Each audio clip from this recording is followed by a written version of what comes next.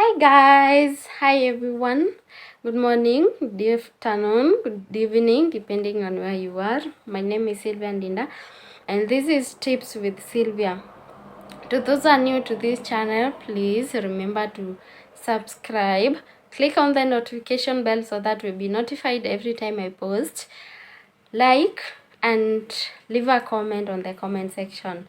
So let's stay tuned here and let's watch to the end, I beg.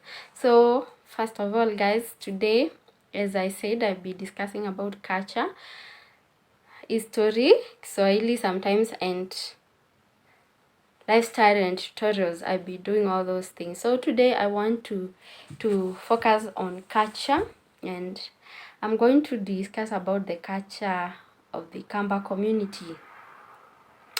Kamba community are Bantu speaking people in Kenya. They are found in the three counties, that is Kitui, Machakos and Makueni, third forming the part of the lower Eastern.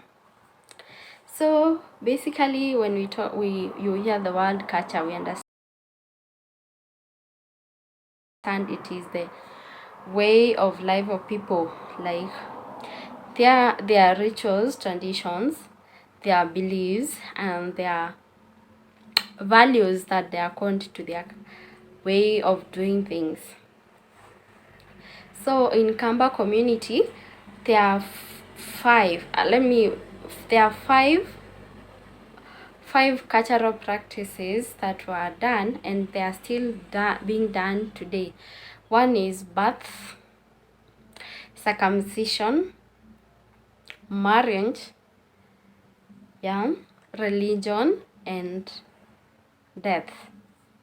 Those are four cultural practices that were practiced and they are still being practiced in Kamba community. So I want to focus on birth only for today. So let's see what used to happen from when the child was conceived to when the child was born. Yeah, so guys, we all know that a child comes out from procreation. Yeah, God created us for that. So a child is meant from procreation, and in this case, in Kamba community in Kamba community generation was very important, and this was achieved through procreation.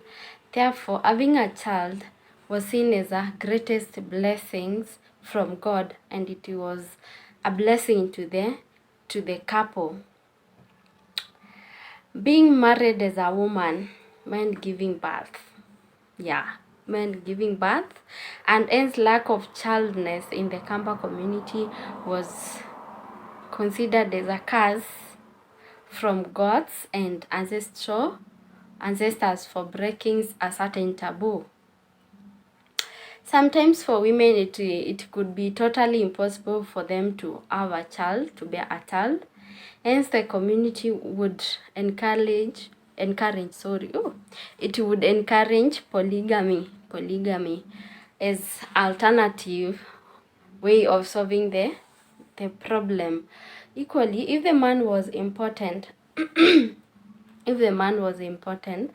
the woman would be allowed to get pregnant out of wedlock.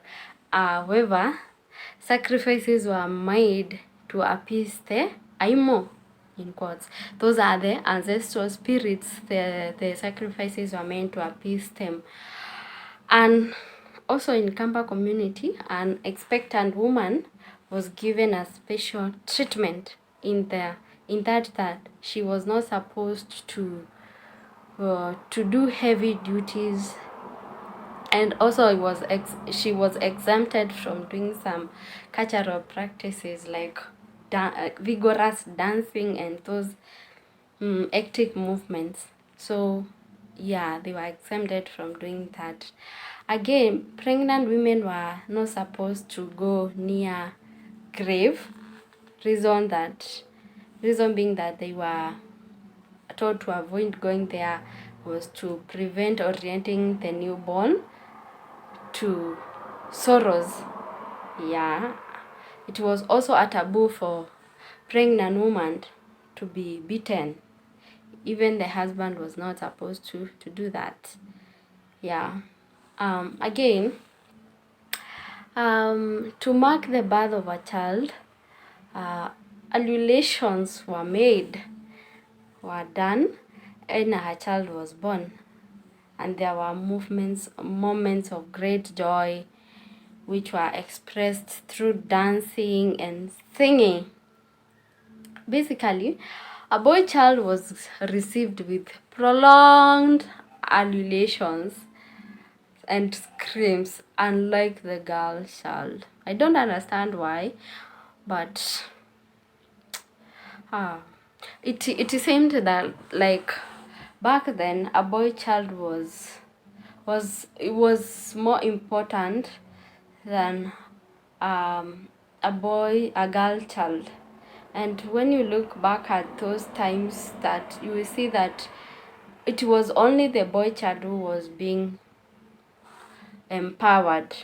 Girl children were left to collect firewood, to fetch water, while boy child was encouraged and taken to schools and all that kind of stuff. So yeah, that's what used to happen during then. Again, during birth, there was Kilome dance. It is a cultural dance, Kamba cultural dance that was done, which was known as Kilome dance, and it was categorized into four categories. That is, there was worship Kilome, there was therapeutic Kilome, and then cleansing Kilome, and finally there was initiation Kilome. So the songs were categorized according to the various spirits which were believed to possess individual Kilome dances during the dances. It was done by old women, and the purpose of that was cleansing the child and the mother, and also to honor the spirits for safe delivery of the child. Specific attires were worn during the performance, like bangles and necklace. Yeah, that aided in the movement of the rhythm of the song. Yeah, those bangles, Kilome. Yeah, so that is what used to happen. After a child was born, there was naming. Yeah, there was naming, and most of the time naming used to happen. The children used to be named according to where they have been born at. They used to follow generational names, like, yeah, and then seasons. They were named depending on seasons. Yeah. So with situations, we could have a child named, like myself, Linda, which meant delay. We could have another one named Wambua, which meant a lot of rain. There was another one named Munyao, that meant there was a lot of drought. Again, during yeah, and basically, guys, I think that is what I had for today, and I hope you will learn. Yeah, so guys, basically stay tuned here for more educational content, and I promise I won't disappoint. I'll be getting the best for you. So next time on Culture, we'll be checking on circumcision. Yeah, how circumcision was done in the African traditional community. So guys, thank you so much. I appreciate you all. Thank you for watching, and God bless you. Bye bye till my next episode.